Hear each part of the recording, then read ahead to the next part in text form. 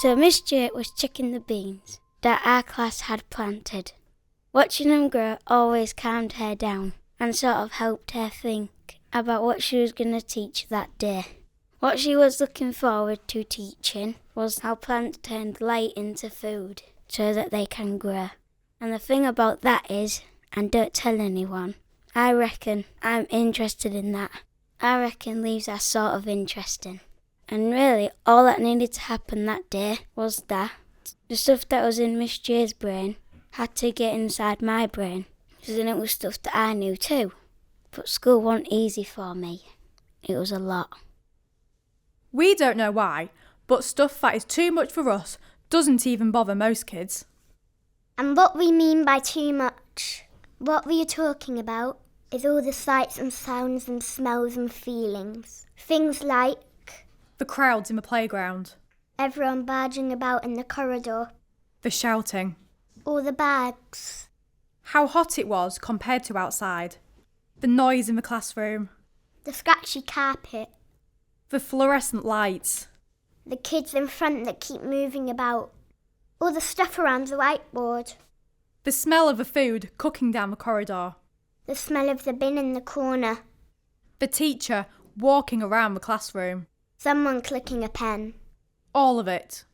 All of it going in and filling up my eyes and ears and causing my body to feel like it's fizzing and bubbling. I don't know why other kids can ignore that stuff. I just know I can't. I feel alone sometimes. Just a bit. You know what I mean? So, the stuff about lights helping plants to grow, how can that reach me? How can it ever get through into my brain? And if it doesn't get through, then how do I ever know that I love it? That being outside and digging stuff up and cutting and growing and caring for plants can be my sort of future, can be one of the best things in my whole life. How am I going to ever know that? If it doesn't get through, what happens to me? What happens to the thing that I can be good at? What? But Miss J, she noticed. She noticed that he had his hands over his ears, that he covered his mouth and nose, that he had headaches, kept blinking, that he was quiet, that he was overloaded. That I need to move and fidget. That I was sometimes concentrating so hard on staying still that made me forget what I was supposed to be doing. And they talked. They talked about what he was finding hard, and they sat down together and had some ideas. And some of the things that happened were...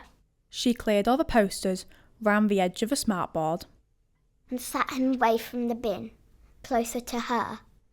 Took a picture of the board on an iPad so that he could see it up close on his desk. And let him have a cloth with nice smells on it. And let him loosen his collar a bit. And let him choose where to sit on the mat. Gave him little jobs to do that meant he moved. And allowed him to use a fidget toy to help him focus. All sorts of small things that children like us might need. All sorts of things that can help us learn like other kids do. Things that mean now, I know how a plant uses light to grow. I'm proud of that.